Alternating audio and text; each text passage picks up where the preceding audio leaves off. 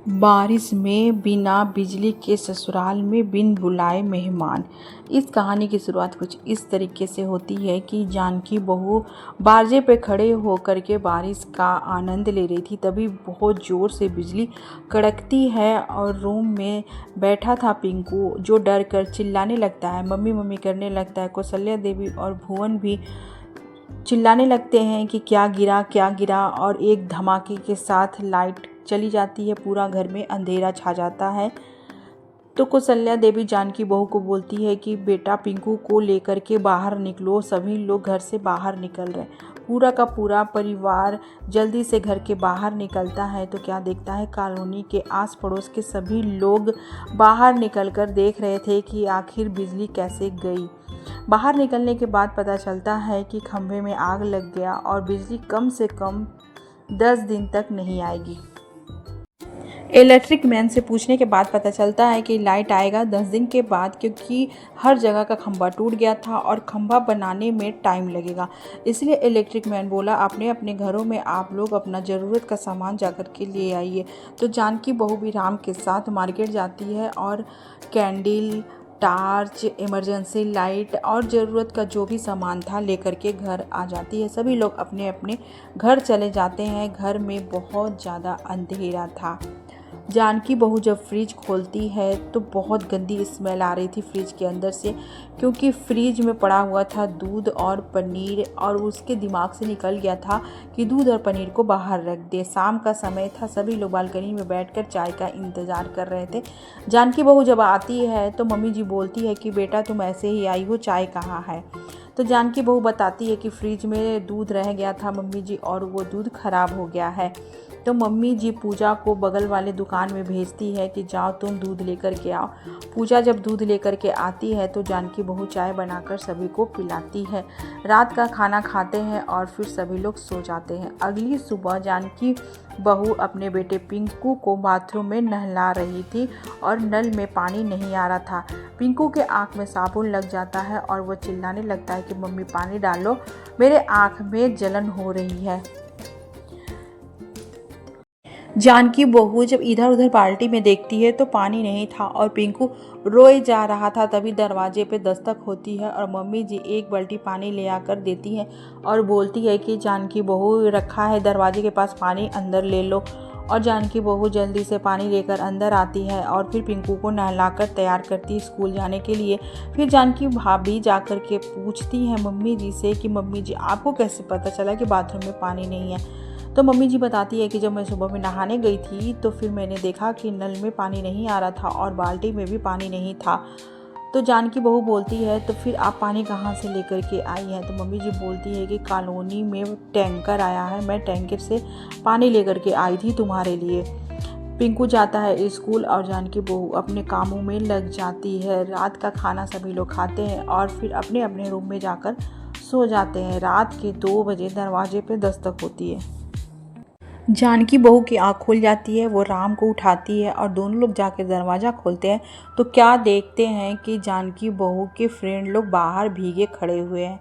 तो जानकी भाभी की फ्रेंड बोलते हैं कि क्या हुआ, नहीं पहचान रही हो क्या, दरवाजे पे ही रखना है, अंदर नहीं बुलाना है। तो जानकी बहू सभी को अपने घर में अंदर बुलाती है और मम्मी जी पापा जी भी जाग जाते हैं कि आखिर रात में कौन आया। जानकी बहू सभी को गेस्ट रूम में लेकर के जाती है अपने फ्रेंड लोग को और बोलती है कि तुम लोग ये लो तौलिया और अपना हाथ मुंह पोंछ लो, और मैगी ला के देती है खाने के लिए। सभी लोग खाते हैं और फिर सो जाते हैं। अगली सुबह जब सभी लोग बाथरूम में जाते हैं नहाने के लिए तो पानी ही नहीं था। तो जानकी बहू की फ्रेंड लोग बोलते हैं कि तुम्हारे घर में लाइट नहीं है, पानी नहीं है, तो फिर कैसे काम होगा। तो जानकी बहू जाती है बाहर, टैंकर से पानी लेकर के आती है और सभी को देती है। जिसमें बॉयज़ थे वो जाकर खुद से पानी लेकर के आते हैं। मम्मी जी पापा जी को ये अच्छा नहीं लगता है कि जानकी बहू का फ्रेंड बिन बुलाए आ जाए घर में, और घर में अभी लाइट भी नहीं है, पानी भी नहीं है, बहुत दिक्कत हो रहा है। तो जानकी बहू को समझाने के लिए मम्मी जी पापा जी और राम तीनों लोग किचन में पहुंच जाते हैं। तो राम बोलता है कि जानकी तुम्हारा फ्रेंड लड़का है क्या। तो पापा जी बोलते हैं इतना उम्र हो गया अभी तक उन लोगों की शादी नहीं हुई है। तो जानकी बहू बताती है कि शादी वाले दिन पंडित जी भाग गए, जिसके वजह से शादी नहीं हो पाई। तो मम्मी जी बोलती है अच्छा थोड़े ना लगता है कि 2 लड़का 2 लड़की आ जाए तुम्हारा दोस्त बन के, और ऊपर से घर में पानी भी नहीं है, बिन बुलाए किसी के घर में आना और रुकना अच्छा नहीं लगता। ये सारी बातें फ्रेंड लोग सुन लेते हैं और वो लोग तुरंत कैब बुक करते हैं और फिर जानकी के घर से चले जाते हैं। जब जानकी बहू अपने फ्रेंड लोग को बाय कर रही थी दरवाजे के पास, तो सोच रही थी काश मेरी भी शादी अगर नहीं हुई होती तो मैं भी अपने फ्रेंड लोग के साथ लॉन्ग ड्राइव पे जाती और कितना मज़ा आता बारिश में। लेकिन शादी हो गया, अब बारिश का तो एंजॉयमेंट ही ख़त्म हो गया। अब चलो किचन में मूड़ी डालो, खाना बनाओ, पानी बनाओ। ये सोच के जैसे ही वो अंदर आ रही, एक कार आकर के रुकता है तो जानकी भाभी सोचने लगती है कि कौन है। वो रुक जाती है। कार जैसे ही रुकता है तो अंदर से आवाज़ आता है कि अरे जानकी कहाँ जा रही हो। तो जानकी मुड़कर देखती है तो उसमें राहुल भैया थे और रीमा भाभी थी। तो वो लोग बोलते हैं कि जानकी जाओ अंदर और जल्दी से छतरी लेकर के आओ, इतनी बारिश हो रही है, हम लोग कैसे उतरेंगे। तो जानकी भाभी झट से जाती है अंदर और छतरी लेकर के आती है और मेहमान को वेलकम करती है। तो मम्मी जी बोलती है कि अरे अचानक राहुल और रीमा तुम लोग कैसे आ गए, भैया का हाल चाल तो ठीक है ना। तो राहुल बोलता है कि हाँ बुआ, पापा मम्मी सब ठीक है, 2-4 दिन की छुट्टी थी इसीलिए हम लोग चले आए और यहाँ पास में ही शादी था रीमा के मायका में, तो हम लोग शादी भी अटेंड कर लेंगे और 2-4 दिन यहाँ रह भी लेंगे। तो बुआ बोलती है ठीक है जानकी, जाओ जाकर के इन लोगों को नहाने का बंदोबस्त करो। तो जानकी रीमा भाभी के लिए पानी लेने जाती है और भैया को बोलती है कि राहुल भैया आप बारिश में ही नहा लीजिए। तो राहुल भैया बोलते हैं कि नहीं मैं बारिश में नहीं नहाऊंगा, तुम जाओ बाहर से मेरे लिए भी पानी लेकर के आओ। तो जानकी जाती है, दोनों के लिए पानी लेकर के आती है और जानकी बहू जाकर के पूछती है मेहमान से कि आप लोग खाने में क्या खाना पसंद करेंगे। तो राहुल भैया बताते हैं कि मेरे लिए बना देना मटर पनीर, लच्छा पराठा, जीरा राइस और छोले भटूरे, रायता और सैलड। तो जानकी बोलती है कि भैया इतना ज़्यादा खाना मैं कैसे बनाऊंगी और ऊपर से लाइट भी नहीं है, टार्च की रोशनी में कैसे बनेगा। तो रीमा बोलती है कि ये क्या जानकी, तुम्हारे घर में मेहमान आए हैं तो तुम उन लोगों को उनके पसंद का खाना नहीं दोगी बनाकर। जानकी कुछ नहीं बोलती है और वो किचन में आती है और फिर राहुल भैया और रीमा भाभी के पसंद का सारा चीज़ बनाती है और सभी को डाइनिंग टेबल पर बुलाकर खाना परोस कर देती है। सभी लोग खा पी लेते हैं। उसके बाद सोने का टाइम आता है तो मम्मी जी बोलती है कि इन लोगों का बिस्तर लगा दो जानकी बहू। तो जानकी बहू जाकर के रूम में बिस्तर लगा देती है और बोलती है कि आप लोग विंडो मत खोलिएगा क्योंकि बारिश बहुत ज़ोर का आ रहा, अगर रूम में अंधेरा रहेगा तो टार्च जला लीजिएगा। लेकिन राहुल भैया और रीमा रात को विंडो खोल कर सोते हैं कि हम लोग बारिश देखकर सोएंगे और फिर रात को वो लोग सो जाते हैं, विंडो खुला रह जाता है और अगली सुबह पूरा का पूरा रूम में पानी भर जाता है। अगली सुबह जब जानकी भाभी चाय लेकर रूम में आती है तो देखती है पूरा फर्श पे पानी ही पानी है। तो वो बोलती है कि कैसे घर में पानी आ गया। तो रीमा बोलती है कि मुझे क्या पता। तो जानकी भाभी बोलती है कहीं विंडो खुला तो नहीं रह गया था। तो राहुल बोलता है नहीं नहीं, विंडो मैंने रात को बंद कर दिया था, खुला नहीं था। तो जानकी भाभी मन में सोचती है कि मेहमान झूठ बोल रहे हैं और विंडो खुला छोड़ दिए, पूरा घर में पानी आ गया। वो कुछ नहीं बोलती है और फिर वाइपर ला करके घर की सफाई में जुट जाती है। साफ़ सफाई होने के बाद सभी मेहमान के लिए खाना बनाती है। किचन में जब रीमा आती है तो जानकी भाभी बोलती है कि रीमा भाभी कुछ चाहिए था क्या, मैं बना लूँगी खाना, आप जाइए बाहर एंजॉय कीजिए। तो रीमा बोलती है कि मैं खाना बनाने नहीं आई हूँ, मैं ये बताने आई हूँ कि कुछ अच्छा और चटपटा बनाना खाना, जैसे राजमा चावल और मटर पनीर, शाही पनीर, कोफ्ता, जीरा राइस, सैलेड और बूंदी का रायता।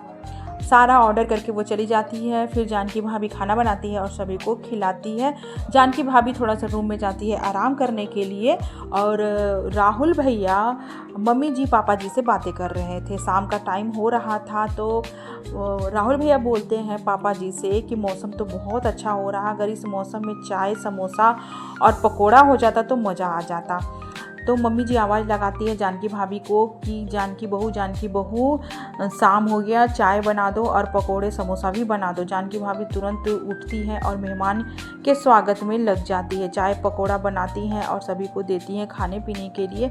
बारिश हो रही थी तो सभी लोग चले जाते हैं बारिश में भीगने के लिए। एक एक करके सब भीगे भीगे घर में आते हैं और पूरा घर में पानी ही पानी फैल जाता है। फिर जानकी बहू को पूरा घर साफ करना पड़ता है।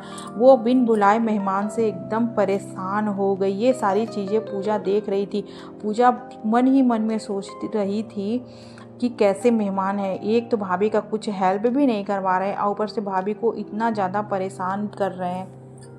जानकी भाभी बहुत परेशान हो गई थी। वो अब बिन बुलाए मेहमान को घर से निकालना चाहती थी। मन ही मन में वो कुछ प्लानिंग करती है। तभी विंडो खोलते हैं राहुल भैया।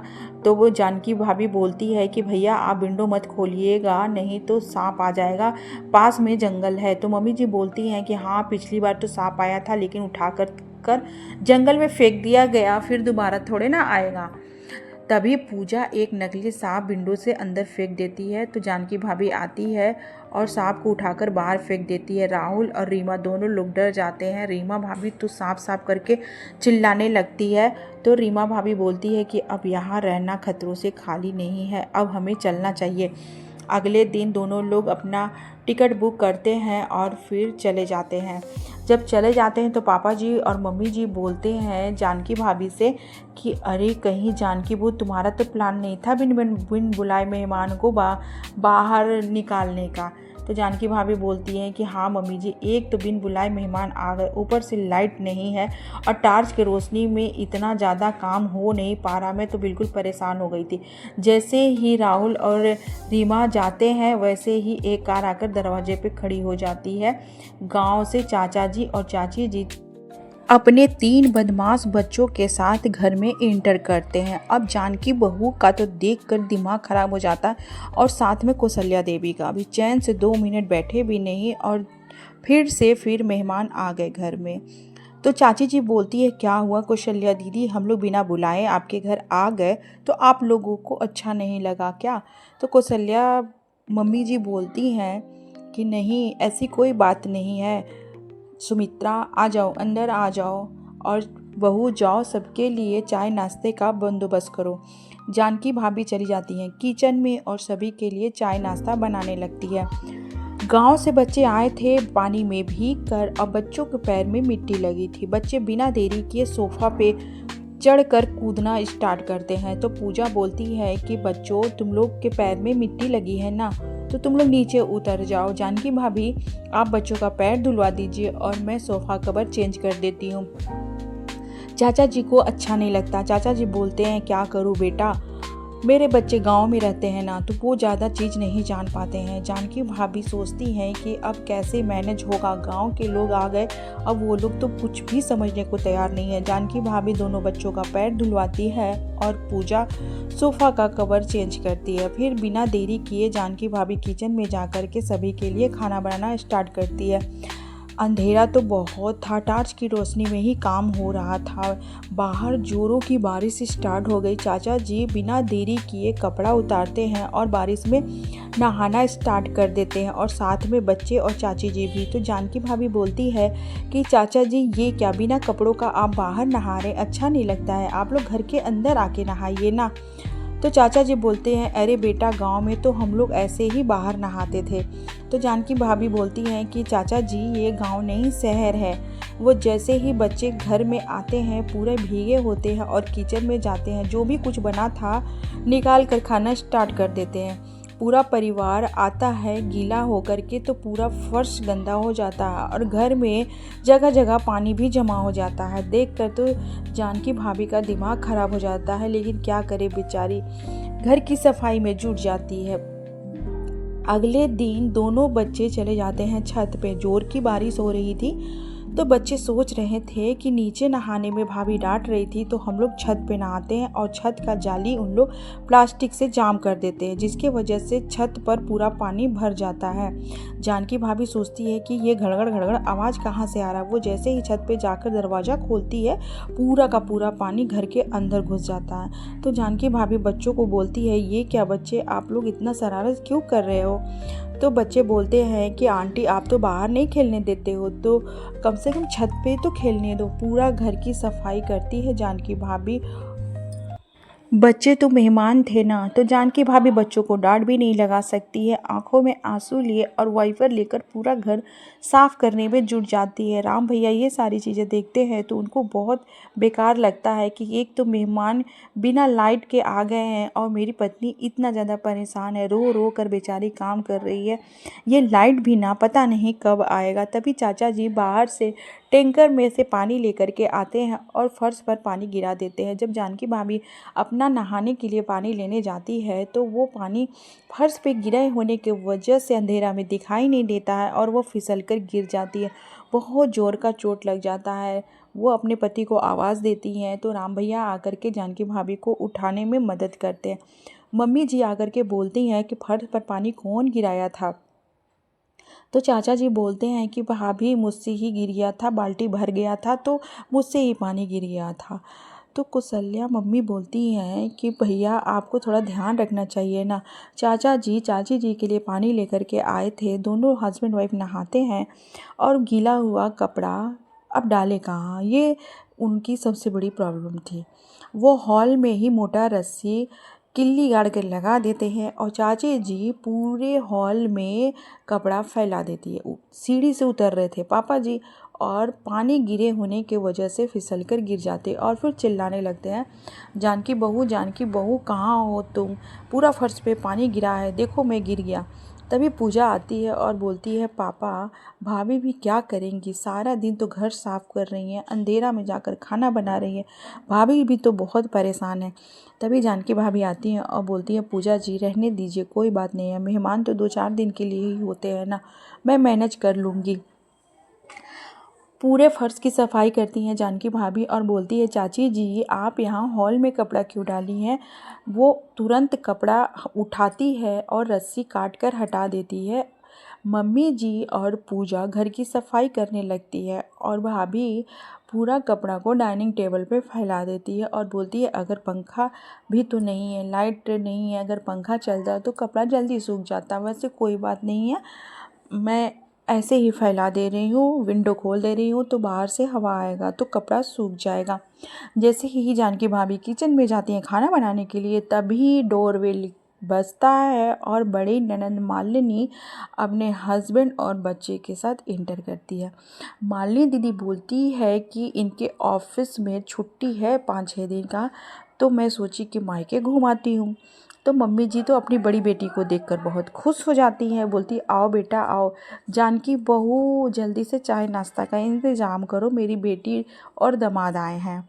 तो जानकी भाभी उन लोगों का वेलकम करती है और नाश्ता चाय कराती है। फिर उसके बाद कमरे में जा कर के उन लोगों से पूछती है कि जीजा जी आप रात के डिनर में क्या क्या खाना पसंद करेंगे। मालिनी दीदी बोलती है कि ये रात को 12 बजे खाना खाते हैं, तो इनके पसंद का खाना तुम जल्दी मत बनाना भाभी, जब ये खाना खाने लगेंगे तब बनाना।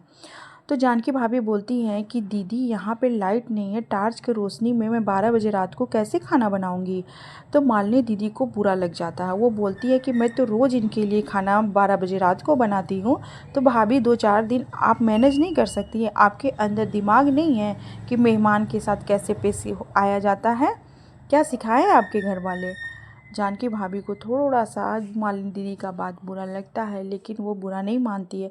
वो किचन में जाती है और फिर 12 बजे रात को टार्च की रोशनी में खाना बना कर के खिलाती है। लेकिन बात एक दिन का हो तब ना, मालिनी दीदी तो रोज़ का रूटीन बना ली, दूसरे दिन तीसरे दिन 12 बजे रात को ही खाना बनवाती थी जानकी भाभी से। जानकी भाभी को बहुत बुरा लगता है और गुस्सा भी आता है कि टार्च की रोशनी में 12 बजे रात को खाना कौन बनवाता है यार।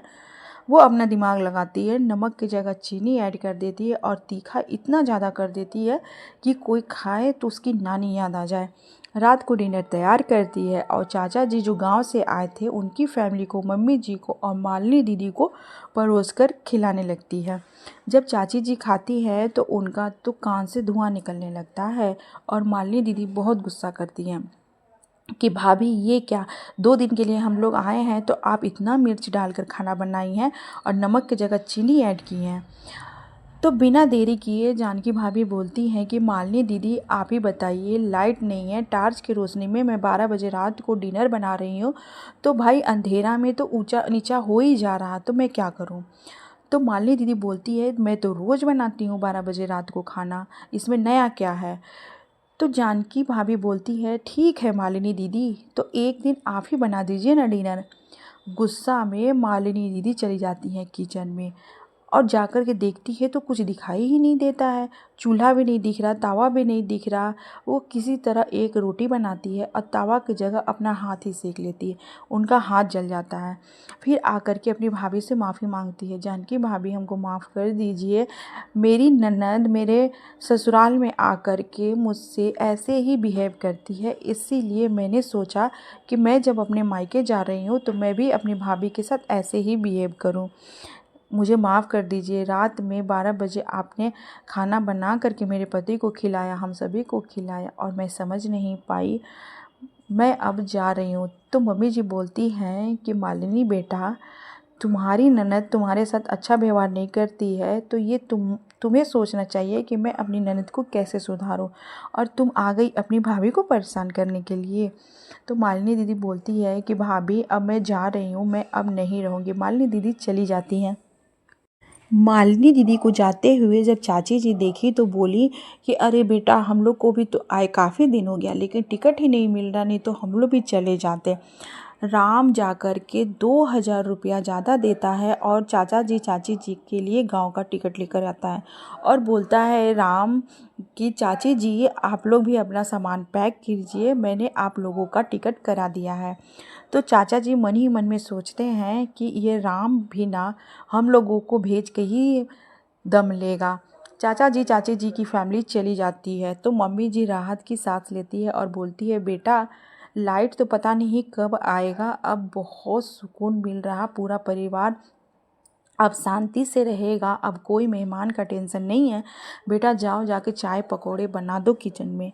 जानकी भाभी बिना देरी किए किचन में जाती है और चाय पकौड़ा बनाकर सभी को देती है खाने के लिए, और चाय का ट्रे हाथ में लेकर के रूम से बाहर निकल ही रही थी तभी डोरबेल बजता है और जब डोर खुलता है तो हिटलर बुआ जी अपने 5 बच्चों के साथ सामने खड़ी मिलती है और बोलती है अरे वाह जानकी बहू, मैं तो बिल्कुल सही टाइम पे आई हूँ, चाय और नाश्ता रेडी है। हड़बड़ाहट में जानकी भाभी के हाथ से चाय का ट्रे गिर जाता है। जानकी भाभी को कुछ समझ में नहीं आता है, वो मम्मी जी की तरफ देखती है और मम्मी जी जानकी भाभी की तरफ, हो गया छुट्टी, आ गए नए मेहमान। अब किस तरह मैनेज करती है जानकी भाभी और पूरा परिवार। इस कहानी का एक अच्छा बात ये है कि अब जानकी बहू के ससुराल में लाइट आ गया है और पानी भी आ गया है। अब जानकी भाभी करेगी मेहमान